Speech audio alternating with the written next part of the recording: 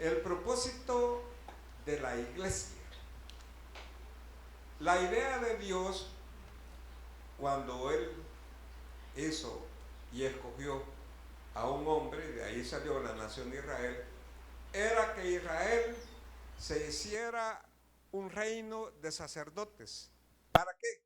Para predicar su palabra en todo el mundo. ¿Qué fue lo que sucedió? Israel rechazó el llamado de Dios. Nunca lo vieron como el Mesías. Entonces viene Dios y busca a lo que es otro grupo. Y dice, este grupo no va a ser un grupo cualquiera. Son gente escogida, gente llamada, y yo para hacer los míos lo voy a comprar con mi sangre preciosa. Nosotros no somos cualquier cosa. La Biblia dice que no fuimos comprados ni con plata ni con oro, sino con la sangre de un cordero, sin mancha y sin contaminación. A nosotros la salvación no nos cuesta nada, porque es por gracia. ¿Cuántos decimos amén? Pero hay alguien que sí le costó. Le costaron esos clavos en sus manitas, le costaron y le dolieron esos clavos en la cruz, en sus pies, perdón. Le costó esa corona de espinas, le costó ese costado roto. ¿Sabe por qué? Porque a Él sí le dolió. Y nosotros solo podemos decir, gracias Señor, porque inmerecidamente usted murió por nosotros. Ahora bien, Dios tiene un sentir. Y quiero llevarlo desde el tabernáculo de reunión, al templo de Salomón, hasta hoy. Dios quiere, me alcanza el tiempo. Ya el pastor dijo que tenemos hasta las 3 de la tarde, gloria a Dios. ¿Cuál es el sentir de Dios? Se lo voy a leer, Dios.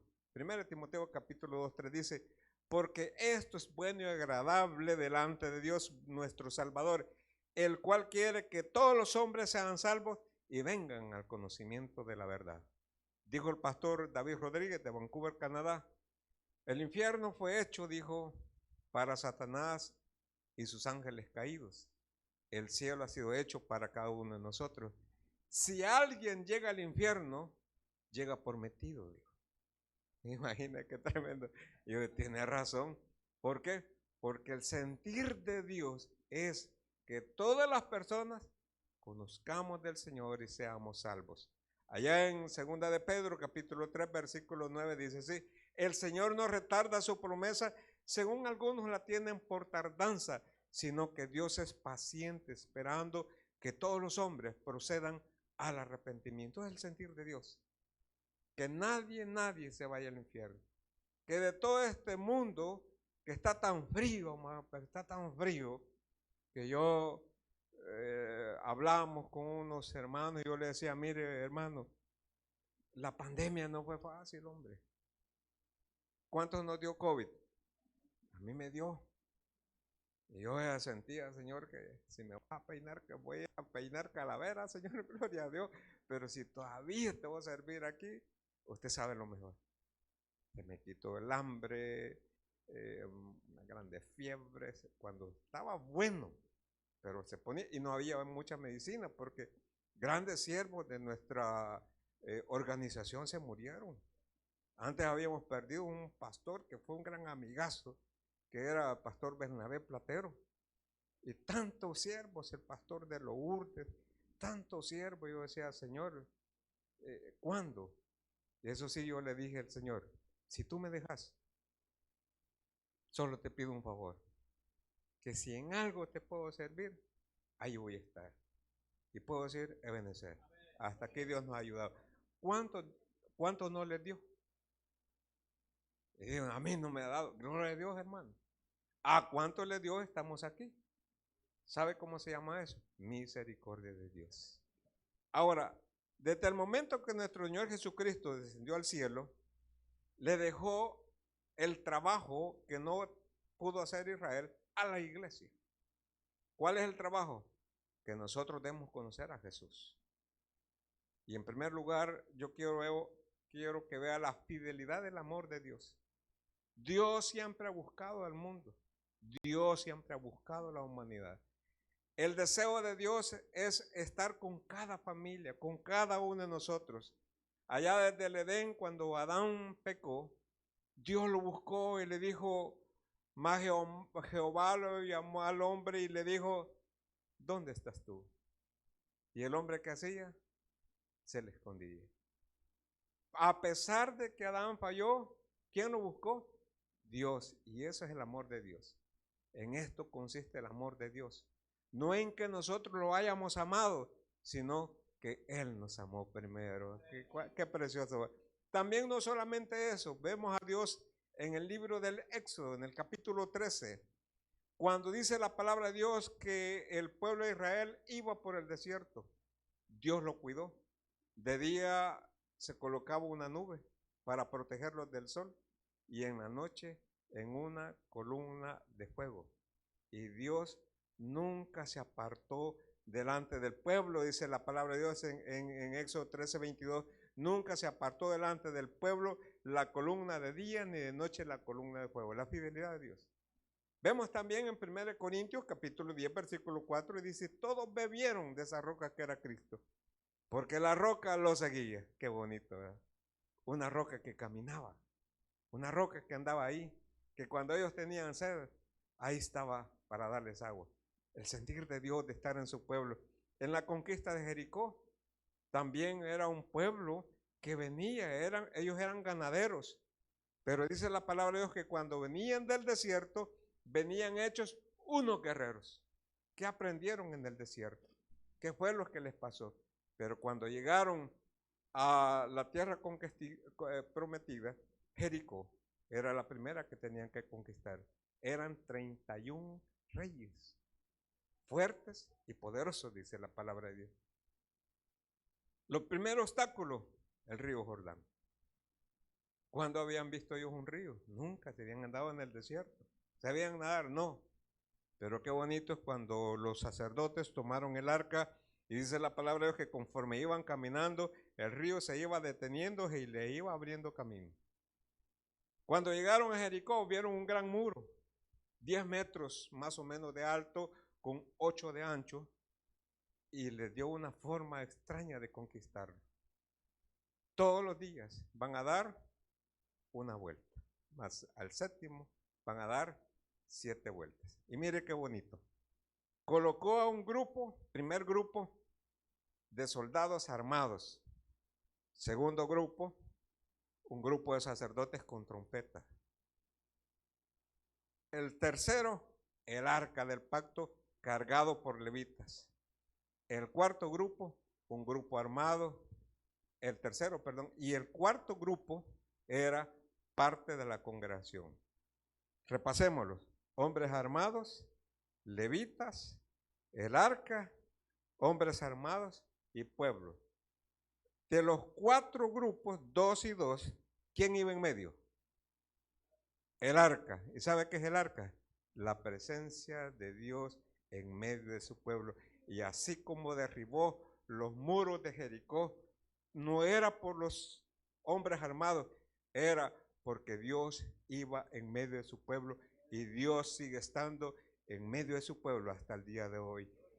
Y no va a haber obstáculo que no vamos a vencer, porque la palabra de Dios dice que en Cristo somos más que vencedores. ¿Cuántos le damos una ofrenda de aplauso a nuestro Señor Jesucristo? Mateo 28 dice, y yo estaré con vosotros hasta el fin del mundo. Es el sentir de Dios. Siempre buscándonos, siempre buscando una forma para estar con Él. Pero, amado hermano, es necesario que nos apartemos para Dios. Lo que usted ha hecho es lo mejor. Platón decía,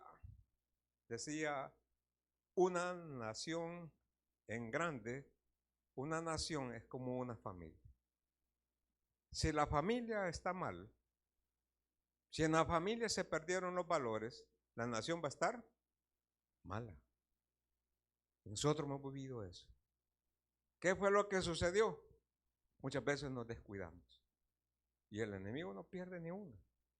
Anda viendo cómo destruye. Dice que él anda como león rugiente buscando a quien devorar.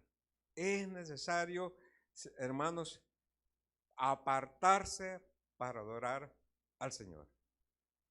Me gusta cómo alaba el Señor, el pastor panameño, y dice, ¿verdad? Con alegría. No, le digo yo a mi señora, le digo, mira, le digo yo, me van ganas de sacarte a bailar porque cuando yo lo veo, ¿verdad? Alegre, amado hermano. Y eso es lo que da cuando uno alaba a Dios, cuando lo sentís. Ahora, Dios habló a Moisés y le dijo, quiero que me hagan un tabernáculo. Y fue Dios el que le dio el diseño. Y ese tabernáculo era para adorar a Dios. El tabernáculo tenía un lugar santísimo, un lugar santo y un atrio. Y Dios le dio el diseño y buscó hombres especialistas para eso. Y esto sí quiero que lo busquen. En Éxodo 31, versículo 1, dice así. Éxodo 31, 1. Habló Jehová a Moisés diciendo, mira, yo he llamado por nombre a Bezaleel, hijo de Uri, hijo de Ur, de la tribu de Judá. Y lo he llenado del Espíritu de Dios en sabiduría, en inteligencia, en ciencia y en todo arte, para inventar diseños para trabajar en oro, en plata y en bronce, y en artificio de piedras para engastarlas, y en artificio de madera para trabajar en toda clase de labor. Y aquí que yo he puesto con él a Oliab, hijo de Ahisamat, de la tribu de Dan, y he puesto sabiduría en el ánimo de todo sabio de corazón, para que hagan todo lo que les he mandado. En el plan de Dios, diseñó el tabernáculo. Moisés no inventó nada. Moisés solo tomó copia, anotó de cómo lo quería Dios y Dios levantó hombres. Dice la palabra de Dios, buscó a un hombre llamado Aholiab de la tribu de Judá. ¿Y quién era la tribu de Judá? Los primeros, los más bravos. Esos eran los primeritos. Se iban a pelear con el enemigo. La tribu de Judá era la que ya estaba lista, era la primerita. ¿Cómo cree que eran? Eran guerreros. ¿Y quién era la tribu de Dan? Era la última. Pero no importa. Primero o último, Dios nos utiliza. Dios utilizó a un hombre preparado, como a Pablo, para escribir 13 epístolas. Dios utilizó a un hombre menos preparado, a Pedro, también para escribir la Biblia. Amado hermano, y de esa manera vemos nosotros cómo Dios utiliza a las personas, cómo Dios levantó un día y llamó también, amados hermanos, a una persona como Moisés. ¿Sabe cuánto dicen que vale el tabernáculo de reunión, esa tienda que andaban en el desierto? Dicen los conocedores que más o menos valía $1.250.000. Eso valía esa tiendita. ¿Sabe por qué? Parece sencillo, amado hermano, pero es un montón de plata para que haya desierto. ¿Cómo lo hicieron? En Éxodo 36, versículo 5 dice así, y hablaron Moisés diciendo, el pueblo trae mucho más de lo que se necesita para la obra que Jehová ha mandado que se haga. Entonces Moisés mandó a pregonar por el campamento diciendo, ningún hombre ni mujer haga más para la ofrenda del santuario. Así se le impidió al pueblo ofrecer más, pues tenían material abundante para hacer toda la obra y sobraba. Dios utilizó a su siervo, Manuel González, para que viniera a este lugar. A Dios ya no le extrañaba, ya lo tenía en el plan. Y no hay duda, hermanos, que en estos 25 años Dios ha estado con ustedes. Dios los ha respaldado, Dios los ha cuidado. Mire qué templo. 25 años, se oye fácil decirlo, pero 25 años, amado hermano, han pasado luchas. Una de las cosas que yo alcancé a escuchar un día es que les robaron los instrumentos musicales. Y yo me pongo a pensar, yo también pasé por eso. Otra de las cosas que pudieron haber, amado hermano, pudieron haber pasado son luchas, batallas que han de haber sucedido. Cuando se construye el templo, amado hermano, usted sabe, solo ustedes saben cuánto han sufrido, pero también ustedes saben qué gozo ha traído este lugar, qué experiencias han pasado, cuántas veces lloraron. Las veces que no tenían ni para pagar la planilla, muchas veces de los hermanos que trabajaban en la construcción del templo. preocupados para cancelar los créditos. Recuerdo yo en una ocasión que estábamos construyendo el tabernáculo de Nahuizalco y yo necesitaba $3,500 para pagarle a la gente que estaba trabajando, y yo, como el chino, chingón chingo, nada. Y recuerdo que un alumno había quedado que iba a llegar ese domingo, porque lo estábamos construyendo. Lo votamos, mucha gente se fue de la iglesia el día que lo votamos, porque dijeron que era bien fácil votarlo, pero a la levantada a saber cómo le vaya a ese señor. Y se fueron. Ese día fue un domingo, yo lo recuerdo. Para no pagar alquiler en otro lado, lo que hicimos fue cercar todo el lugar con lo que son las láminas del templo viejo, porque en el caso de nosotros nos dieron una casa que era viejísima. Entonces, pues, primerito teníamos que demolerle, botarle, después sacar la plana y después levantarlo, imagínense. Y con la lámina hicimos eso, y me dijo un señor, un hermano, pastor, ahí lo busca. Un muchacho, un señor. Y yo recuerdo que yo llegué, porque este alumno me había quedado de llegar. Le voy a llevar un televisor para que lo rifen y para que en algo lo diga. Pues yo llegué y lo saludé y no era él, era otro pastor. Fuimos compañeros de trabajo en una empresa de auditoría que se llama PricewaterhouseCoopers. Ahí trabajamos nosotros. Y llegó él con su esposa y me dice, ay, Gilberto, gusto en verte. Y nos saludamos. Y me dice, fíjate que me llegó una bendición. Y Dios me puso traerte algo de lo que Dios me ha dado. Y me dio un sobre así, pupusudo, más hermano. Así el sobre, miren. ¿Sabe cuánto llevaba? $3,500. Dios no se equivoca. ¿Cuánto decimos amén? Vamos, hermano, y pasamos eso. ¿Por qué hicimos el tema? Yo no sé, desconozco, no hemos platicado con el pastor. Pero ¿qué nos lleva a esto? Cuando vemos la necesidad que tenemos que estar en un templo porque Dios se lo merece. Y así sucede esto. Quiero contarle parte del testimonio. Estaba yo nuevito, 3 meses, ahí en Ayustuctepeque, cuando Dios me permitió pues estar en ese templo, y se levantó un templo de $500,000 de colones en aquel entonces. Recuerdo que una de las cosas más tristes que pasé fue que no teníamos experiencia y llegó una señora embrujada. Y estábamos nosotros así, como estaba usted. Y pasó la señora y se vino en cara aquí. Y yo dije que ya se quebrantó después del sermón. No, se orinó. Y cuando se orinó ahí, dijo ella, solo ustedes me pueden ayudar. La señora venía de una familia de 5 hermanos. Nos contó que su papá había hecho un pacto con el diablo y que le había entregado los 5 hijos. 3 se habían suicidado, 2 estaban vivos y entre ellas estaba ella, pero le había dicho que ese día, hermanos, le tocaba a ella.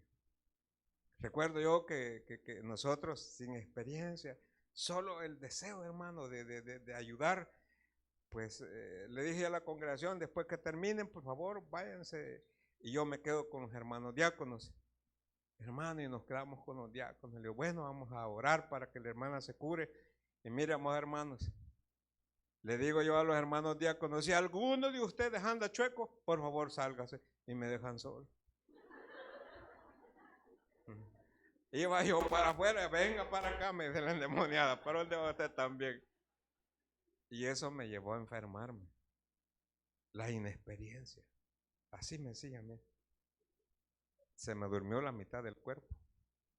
Cuando también en esos días andaba un señor que bailaba y sacaba entierros y todo, y yo bailaba y nada me salía, hermano, y yo decía, ¿qué puedo hacer? ¿Sabe qué nos llevó? Yo estoy seguro que el pastor Manuel no teníamos la gran experiencia, pero sí teníamos. ¿Sabe qué le hicimos? Le echamos ganas. Y hasta aquí Dios nos ha ayudado. Dios ha sido fiel. Amado hermano, allá en Nahuizalco nos voló 2 veces el techo, pero literal así el techo. Y no sucedía nada en toda la ciudad, solo en la iglesia. Y dijeron que yo era brujo. Y otro señor me dijo, es que los brujos de aquí están orando, ayunan, oran, le piden a su Señor para que esta iglesia no existe. La segunda vez me encapriché y le dije, Señor, en tu nombre, vamos a trabajar. Y recuerdo que le dije, ya no vamos a reparar la iglesia. Nos voló el techo y en la tarde hasta gente que no conocía llegó a poner vigas y en la tarde ya estamos alabando a Dios.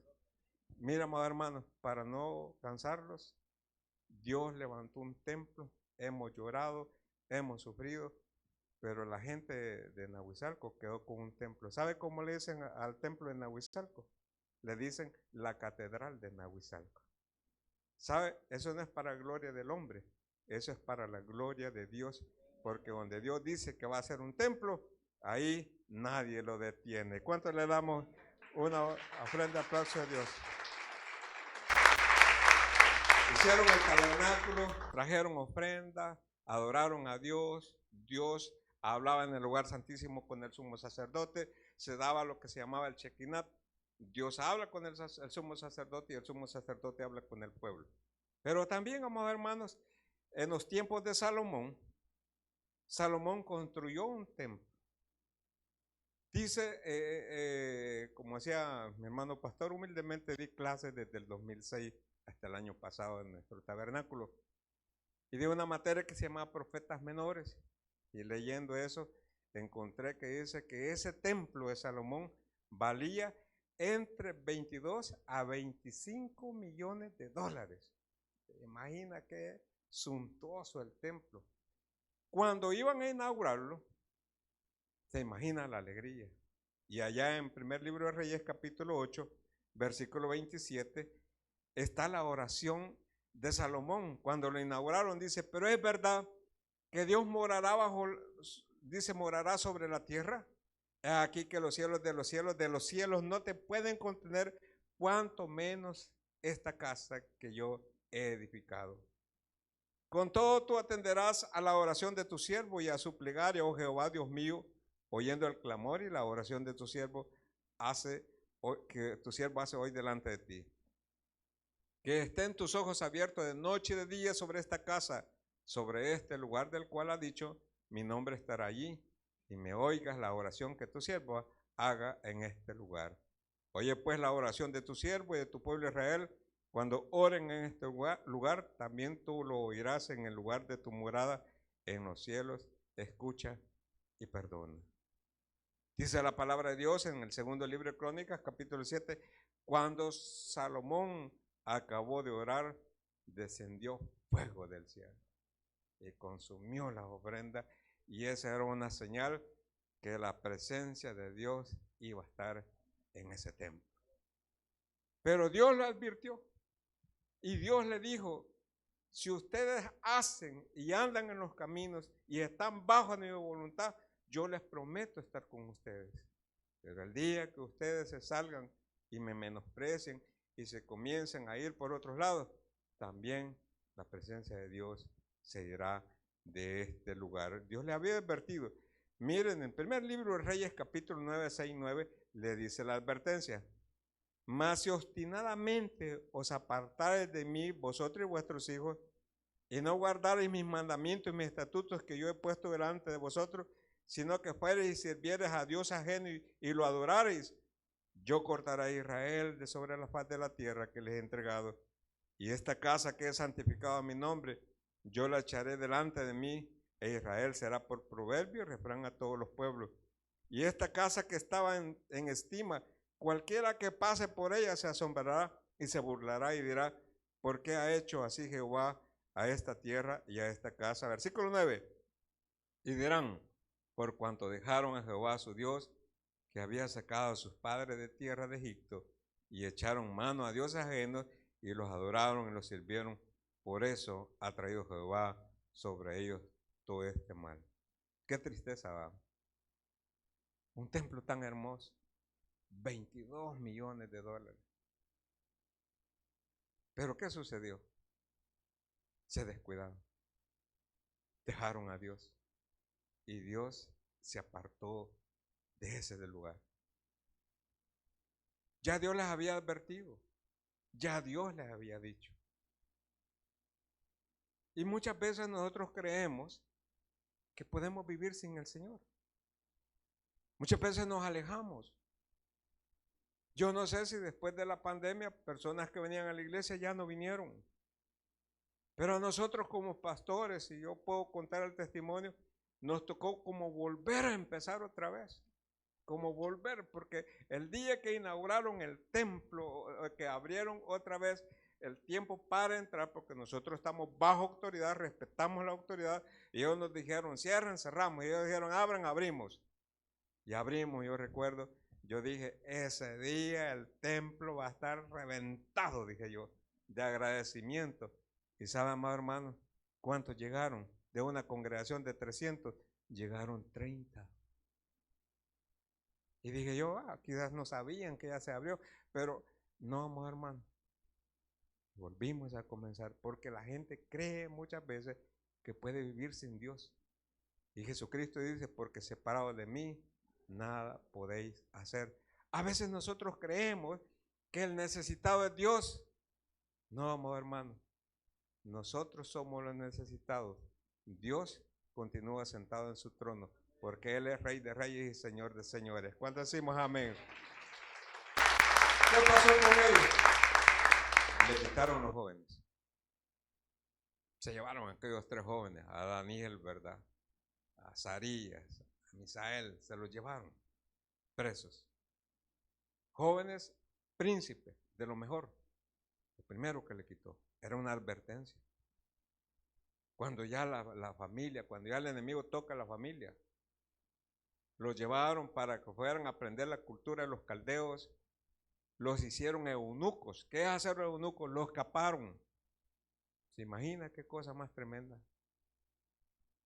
Y después de eso, Nabucodonosor, que era el rey de Babilonia, invadió Judá y se llevó toda la nación cautiva, y del templo no dejó nada. Aquel templo donde Dios, amado hermano, se había manifestado. Aquel templo que se había hecho para la gloria de Dios, Dios se apartó. Y déjeme decirle que no importa cuán hermoso sea el templo o cuán sencillo, un templo o una casa bonita sin Dios no es nada. Pero una casa bonita como esta, con Dios, es todo lo que necesitamos. ¿Cuántos decimos amén? Él está con nosotros, amado hermano. Y eso es lo que sucedió. 70 años cautivos. 70 años se fueron. Al final Salomón termina diciendo antes de sus días, el fin de todo el discurso oído es este: teme a Dios y guarda sus mandamientos, porque esto es todo en el hombre. Josué también, cuando terminó, dijo, si mal os parece servir a Jehová, escoge hoy a quien sirváis, si a los dioses a quienes sirvieron vuestros padres cuando estuvieron al otro lado del río, o a los dioses de los amorreos en cuya presencia habitáis. Pero dijo, pero yo y mi casa serviremos a Jehová. Qué determinación más linda. Lo lleva el Señor 70 años cautivo. Dice la palabra de Dios que lloraban a la orilla del río y se acordaban del templo, porque si hay algo hermoso que tiene el pueblo judío, es que ellos nunca han sido idólatras en el sentido de que les quitaron el templo, pero porque el templo era lo mejor para ellos, porque ahí presentaban sus sacrificios. Estar sin templo era como que Dios no estuviera ahí. Pero un día se cumplió la profecía que había dicho en Jeremías, que 70 años iban a estar cautivos. Cuando cumplieron 70 años, Babilonia fue conquistada. Y entonces llegó un nuevo rey. Y este nuevo rey mandó, amados hermanos, el rey Ciro mandó a los judíos que se regresaran a su tierra y que si querían construir un templo, él les iba a ayudar. Y miren las cosas que Dios hace. Habían aprendido la lección. Y esto sí yo quiero que lo busque, por favor, en Esdras capítulo 3, versículo 10. ¿Cuántos trajimos Biblia? Esdras 3:10. Dice así, y cuando los albañiles del templo de Jehová echaban los cimientos, pusieron a los sacerdotes vestidos de sus ropas y con trompetes, o los levitas, hijos de Asaf, con címbalos, para que alabasen a Jehová según la ordenanza de David, rey de Israel. Qué bonito, ¿verdad? ¿Se acuerda usted cuando construyó este templo? ¿Qué es lo primero que se construye?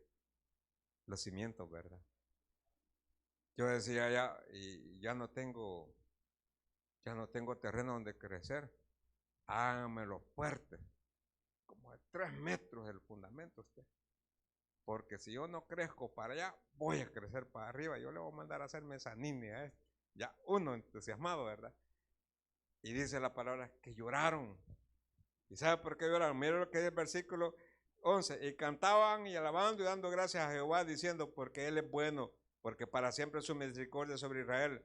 Y todo el pueblo clamaba con gran júbilo, alabando a Jehová, porque se echaban los cimientos de la casa de Jehová. Y muchos de los sacerdotes, los levitas, de los jefes de las casas paternas, ancianos, que habían visto la casa primera, viendo echar los cimientos de esta casa, lloraban en alta voz, mientras muchos otros daban grandes gritos de alegría. Y no podían distinguir el pueblo el clamor de los gritos de alegría de la voz del lloro, porque clamaba el pueblo con gran júbilo y se oía el ruido hasta lejos. Ay, hermano, qué alegría, ¿verdad? Unos lloraban, dice, otros gritaban. ¿Y sabe quiénes lloraban? Los que conocieron el primer templo. Comparado con el templo que estaban haciendo hoy, ellos lloraban, porque ellos decían, ¿cómo es posible después de tener un templo de 22 millones?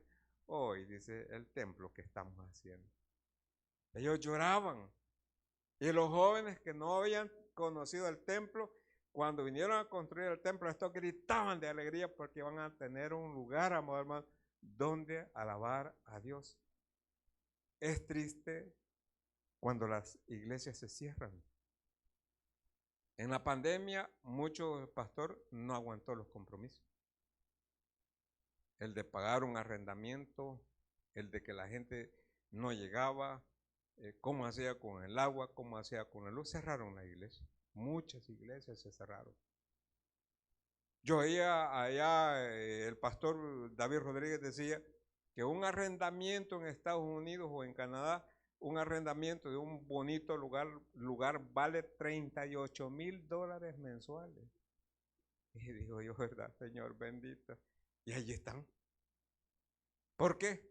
Porque cuando la gente sabe, hermano, que van a tener un lugar donde alabar a Dios, donde hay un lugar como este, amor hermano, que yo no dudo que aquí han habido grandes milagros, sanidades. ¿Cuántos decimos amén? ¿Cuántos han sido? Han habido conversiones, han habido gente que se bautiza, ha habido gente que ha llegado a los pies del Señor, ha recuperado a su familia, ha recuperado quizás su misma persona porque andaba quizás perdido en licor. Yo he conocido un montón de gente. Tuve un pastor que me ayudaba 29 años de alcoholismo. 29 años. Comenzó con droga, tenía un buen puesto de trabajo. Cuando ya no le alcanzaba, terminó con piedra. Y lo que él decía, solo Dios puede hacerlo.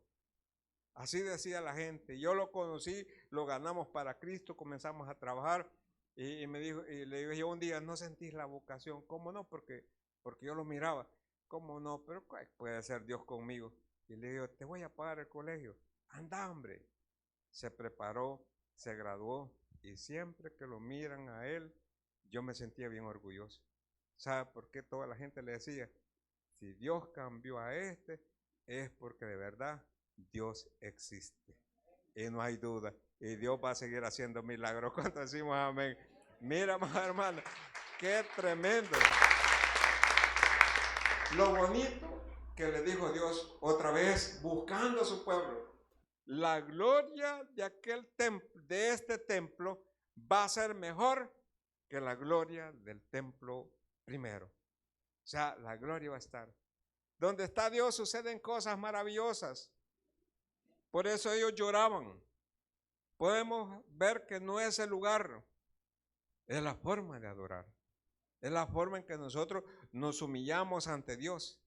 Es la forma en que Dios se quiere manifestar a su pueblo. De los grandes milagros, una señora llegó un día y se hincaba por ahí, digamos, por ahí, ahí en la segunda fila, en el segundo, ahí en la iglesia donde Dios le servía. Y yo miraba que la hermanita llegaba y se hincaba y se ponía en el espaldar. No me hinco porque no, ya no me paro, ya no me dan las rodillas. Y entonces me hincaba, lloraba, y yo decía, a ver, la hermanita, porque ella es muy callada. Y usted sabe que nosotros los bautistas a veces tenemos las rodillas bien duras porque casi nadie se hinca. Al ver una hermanita que se hincaba, ¿qué cree que pensaban las personas? Pobrecita esa verba. Un día contó el testimonio. Dice que ella iba caminando cuando paró una camioneta blanca, una camioneta negra. La agarró un hombre y la metieron al carro. Se la llevó a un lugar desconocido, a un lugar rústico, solo. Y allá le contó la realidad del hombre. Le dijo que él tenía sida, que por causa de las mujeres él andaba así, y que hoy él se las iba a desquitar con ella. Pasó viviendo con ella una semana. ¿Cuál era? El enojo que tenía porque él andaba enfermo. A la semana dice que ella apareció en otro lugar porque llegó y la tiró por allá. Y lo primero que ella fue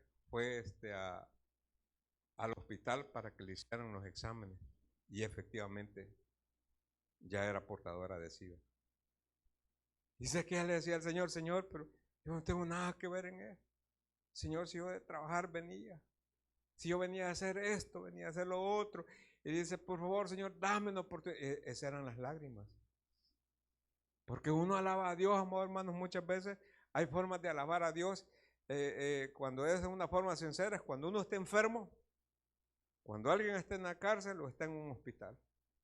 Y la señora tenía un problema y lloraba y lloraba y lloraba y se hizo 3 veces el examen porque 3 veces le he dicho al Señor que se lo quitara y todo el tiempo le salía negativo. Un día llegó, lloró otra vez, se postró otra vez, oyó el sermón, pero uno bien nota cuando son tocadas por el Señor, y ella se quedó y dice que la siguiente vez le dijo, te vamos a dar el tratamiento porque efectivamente ya no podemos hacer nada. Y ella llegó y le dijo al doctor, por favor, Señor, hágamelo última vez. Por favor, hágamelo, porque yo estoy seguro que mi Dios me ha sanado. Y amado hermano, dice ella, de que llegó, le hicieron los exámenes y al rato, ya al siguiente día, recibió la llamada, le dijo, mira, necesito que vengas. Y eso es que le dijo, los exámenes han salido negativos y yo creo que nos equivocamos de la muestra y no es la tuya. La volvieron a llamar y le volvieron a hacer los exámenes y volvieron a salir negativos. La tercera vez dije que le digo, vení otra vez, es que no estamos convencidos, algo está pasando. Y le digo, no se preocupe, doctor, yo sé lo que está pasando, pero por obediencia voy a ir.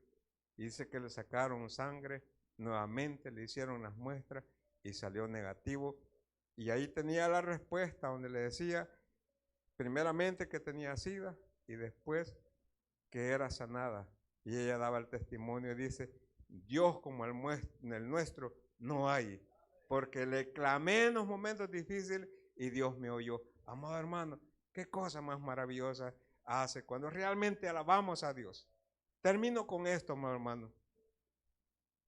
¿Cuál es el propósito de la iglesia? Ya hablamos del tabernáculo de reunión, hablamos del tabernáculo de Salomón y hablamos del nuevo templo, el templo de Esdras. En el primero era una tienda, en el segundo era suntuoso, era de 22, 25 millones de dólares, se apartó, lo destruyeron. Y el tercero, que era un lugar más sencillo, pero que la gloria de Dios estaba más que en los primeros lugares. Hoy con nosotros, con la iglesia de Cristo que somos nosotros, Dios tiene algunos propósitos. El primer propósito que Dios tiene es que cada uno de nosotros seamos edificados. Primera de Pedro 2:5 dice, vosotros también como piedra viva, sed edificados como casa espiritual y sacerdocio santo, para ofrecer sacrificios espirituales aceptables a Dios por medio de Jesucristo. Vosotros también como piedra viva. el templo de Salomón fue diseñado. No llegaron, no, ya estaban los planos. Eso puede leerlo usted en el primer libro de Crónicas, capítulo 28, 11 y 12. Ya tenían los planos. Qué tremendo, digo yo, ¿verdad? Porque tenían la idea cómo iban a hacer. Y antes que nada, habían hecho los planos.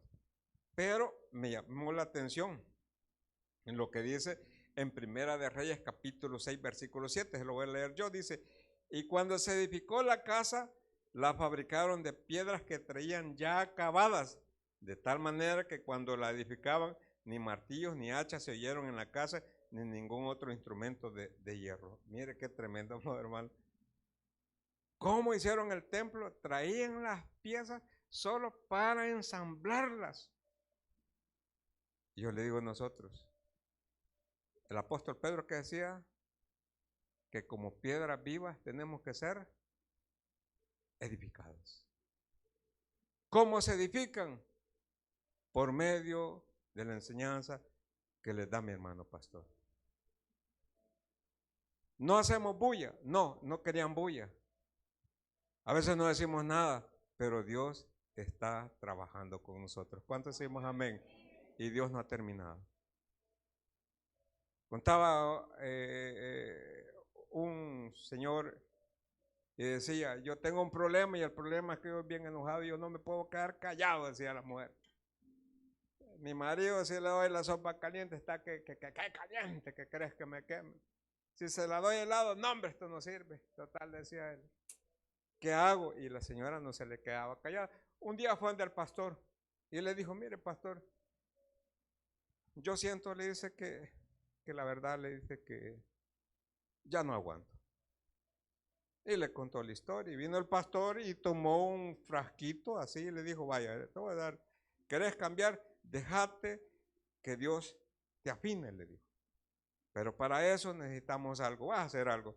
Cuando tu esposo venga por ella, porque vos sabes que ya viene gritando, agarra este botecito, se lo había dado con un líquido, agarra 2 cucharadas, de esas cucharadas grandes, te las metes a la boca. 2 cucharadas. No te lo vayas a tragar, ni la vayas a escupir. Hasta que pase y él haya dicho todo, la vas a botar por allá. Y dice que cuando llegaba el señor, llegaba bien enojado. ¡Ah, que callá! Y la señora había metido, ¿qué? Las 2 cucharadas de agua. Entonces ella cuando quería hablar no podía porque le había dicho al pastor que no la botara. Y a veces le daban ganas de tragarse. Le digo, no te la tragues. Entonces dice que aprendió. En un mes dice que ella vio el cambio. Y llegó otra vez del pastor y le dijo, pastor, se me terminó el líquido que me ha dado, deme más. Y le volvió a dar más. A la tercera vez que llegó, dice que le dijo, no hija, yo creo que tú ya entendiste. Lo que yo te quiero enseñar es que cuando uno viene enojado, alguien se tiene que quedar callado. ¿Sabe qué había trabajado Dios con esa mujer? El carácter. ¿Cuántos de nosotros tenemos mal carácter? Hacía las cabales, ¿verdad? ¿Sabe? Dios nos puede transformar, Dios nos puede cambiar. Yo era impaciente, ¿sabe cómo me ha hecho Dios tener paciencia? Ay, hermano, si yo le contara todo.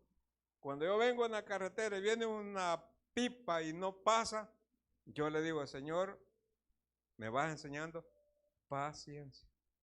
¿Sabe por qué? Porque a mí me enseñaron a ser impaciente. Porque mi mamá era de aquellas que decía, vas a la tienda, voy a escupir aquí, cuando si vos venís ya está seca, te voy a marimbiar. Uno agarraba aquel caballo de palo y salía ahí para la tienda, ¿verdad? A darle. Y cuando llegaba a la tienda, la señora bien ocupada hablando con otra, y uno le decía, ay, espérate niño malcriado, ya te voy a atender, apure, ¿no? Mi mamá va a dar. Ahí donde yo me hice impaciente. Al menos yo a mi mamá le echo la culpa, ¿verdad? Pero ¿sabe qué? Dios tuvo que tratar conmigo. Me enfermó, dependí de hoy, de Dios, y depender de Dios no es fácil. Sigue tratando conmigo. Me jubilé a mis 64 años. Hermano, a mí me enseñaron que yo todo el tiempo tenía que andar dinero. Y a veces no he andado ni 5. Y yo le digo, Señor, pero yo estoy aprendiendo a depender de ti. ¿Sabe una cosa? Hasta aquí puedo decir yo, igual que dijo Salomón, joven fui y he envejecido y no he visto a justo desamparado, ni a su simiente que mendigue pan. ¿Cuánto le damos? Amén. Dios trabajando con nosotros en silencio. Si nosotros no hemos cambiado, algo está pasando. Pero yo no creo, si Dios me transformó a mí, si Dios me ha cambiado a mí, yo estoy seguro que Dios lo va a hacer con usted. ¿Qué otras cosas puede transformar Dios? Aparte del mal carácter, varias cosas que usted puede evaluar. Y usted puede decir, yo he mejorado esto, yo he mejorado aquí, yo he mejorado lo otro. Ese es el propósito de edificación. El segundo propósito que tiene la iglesia hoy, como son un propósito evangelístico. Hechos 1:8, y recibiréis poder cuando haya venido sobre vosotros el Espíritu Santo, y me seréis testigo en Jerusalén, Samaria, en Judea, Samaria y hasta el último de la tierra. No pensemos ir a conquistar al mundo, comencemos en casa. Hermano, ahí es donde vamos a hacer. Ser hermano en la iglesia, va, que no cuesta. Yo nunca he visto dentro de la iglesia un hermano fumando. Lo que sí he conocido hermanos que antes de entrar dejaban los cigarros por allá, escondidos, y cuando salían del culto se los pasaban llevando. Y eso sucedió a una hermana, a un hermano que bauticé. Llegué un día a la casa a visitarlo, y él estaba rajando leña y tenía un cigarro aquí en la oreja, ¿no? Y cuando me dijo, ay, mi pastor, ya me halló, no fregues, si aunque no te haya hallado, se te siente, le digo yo cuando... Y entonces, pero mire, me dice, yo me voy a bautizar. Ese otro tenía 27 años de alcoholismo. Me voy a bautizar. Y me voy a bautizar con el cigarro. ¿Me da permiso? Sí, hombre. Porque el día que me bautice, me dijo, ese día dejo este vicio.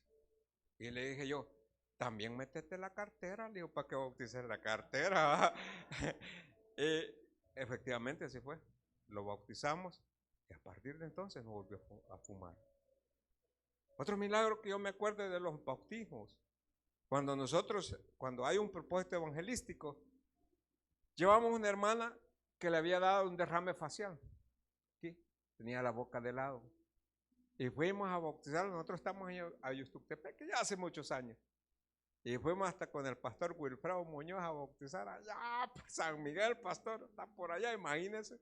Porque él quería bautizar un grupo de él y le tráete los tuyos, y nos fuimos. Yo recuerdo que bautizamos a la hermana y después que salió la hermana del agua, la hermana va de llorar y va de llorar, eso es normal. Y yo dije, bueno, hermanita, pues caminemos, le digo yo, porque tenemos que bautizar a otro, oramos por ahí. No, pastor, déjeme decirle, ¿sabe, hermano, qué fue lo que pasó? Que el día que la bautizamos, el día que salió el agua, Dios le enderezó el rostro. Para los hombres pueden haber cosas imposibles, pero para Dios todo es posible. ¿Cuántos decimos amén? Dios la sanó, hermano. Propósito de evangelismo, propósito de trabajar para Él, trabajar para la familia, un propósito de restauración. Hermano, la iglesia desde el sitio del niño tiene que cumplir un gran trabajo. ¿Cuál es? Busque los hermanitos que se han ido y no han venido. Vaya y busque los hermanos. Porque es necesario que uno lo restaure. ¿Sabe? Cuando un hermano se ha ido y ya no viene, le da pena. Porque lo primerito que uno hace, vayan, ya era tiempo que viniera. Miren, mejor quedémonos callados. Por eso no vienen, fíjense. Pero cuando uno va allá y le dice, mira, hermano, llegate a la casa de Dios, hombre. Que mira que el hermano, no, hombre, llegate, hombre, mira a ver si. Mire, hermano, yo le aseguro que esta iglesia no va a parar de crecer. Cuando nosotros restauremos, cuando nosotros buscamos, se cuenta que los águilas, cuando están, ya ellos sienten que ya están muy viejos, dice que caen en el lodazal.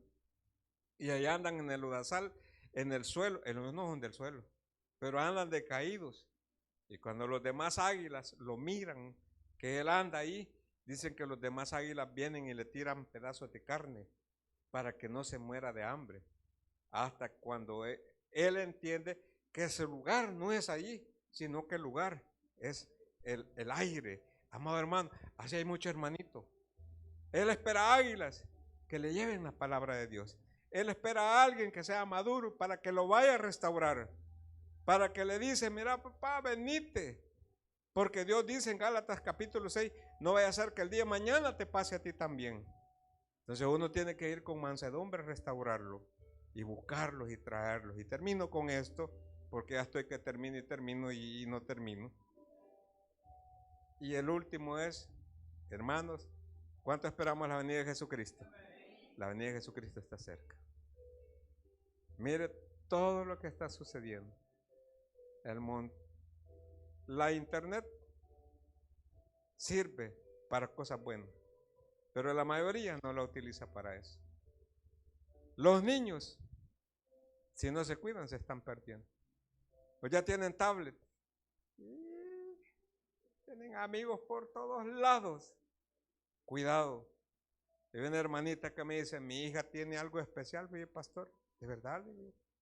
Dije que en las noches, bien noche, como a las 2 de la madrugada, se le mira una lucita como azulita que la alumbra a ella. De verdad, le digo, nunca le ha quitado la colcha, tengo miedo de quitársela. Hágalo, dije yo. Y ahí me cuenta. A las 2 de la madrugada la bicha chateando, ustedes era la lucita que miraba. Amado hermano, uno tiene que tener cuidado. Cuide a sus hijos, cuide a su familia. Y sobre todo, esperemos la venida de Jesucristo. Que cuando Cristo venga, nos haya aquí. Hermanos, termino. Ame a su pastor, cuide a su pastor, siga adelante, porque yo estoy seguro que tienen un buen pastor para mucho tiempo. Que Dios los bendiga y que sigan cumpliendo muchos años más. Que Dios los bendiga. Amén. Padre, muchas gracias. Te agradezco, te bendigo. Y dejo a mi hermano pastor para que haga el llamado y para que... Gracias, pastor. Gracias. Gloria al Señor. Bueno, un culto de 25 años, larguito pero bendecido. Sé que vamos a orar, hermanos, para que hagamos lo que les dijimos, salir un ratito y dentro de unos 10, 15 minutos van a volver a ingresar. Vamos a orar. Padre, gracias te damos en esta mañana. Gracias, Señor, por ese mensaje maravilloso que tú nos has regalado a través de tus siervos, Señor. Hemos sido instruidos a través de tu santa palabra, Padre. Ahora pedimos que nos ayudes a ponerla en práctica. Gracias, Señor, por estos 25 años que tú nos has permitido. Como yo lo he dicho en muchas ocasiones, por pura misericordia tuya, Señor, estoy acá y estaré hasta que tú digas, Padre. Y pongo en tus manos a mi equipo pastoral y a toda la congregación, líderes, directivos, a todos, los ponemos en tus manos. Gracias por todo, mi Señor. Yo quiero preguntar si en esta mañana hay alguien en medio nuestro que quisiera entregarle su vida y su corazón a Jesucristo. Que se ponga de pie ahí donde está. Levante su mano. Hoy, mire qué fecha más especial. Cuando estamos cumpliendo 25 años, usted puede entregarle su vida. Conocer a su Salvador no es cambio de iglesia ni cambio de religión. Es un encuentro personal con Jesucristo. ¿Habrá alguien que levante su mano, que se ponga de pie? Dios le ama. Dios tiene un plan maravilloso para su vida. Padre, gracias te damos, Señor. Pedimos en esta mañana, Señor, que bendigas este almuerzo que está preparado para todos, Señor. Que con mucho cariño se ha preparado. Bendice el esfuerzo que ha hecho tu pueblo, Señor, para tener todo listo. Bendícenos y gracias porque hemos iniciado el año número 26. Y vamos, Señor, hasta que tú digas, hasta que Cristo venga. Gracias por todo, Padre. En el nombre poderoso de Jesús hemos orado. Amén y amén. Gloria a nuestro Dios.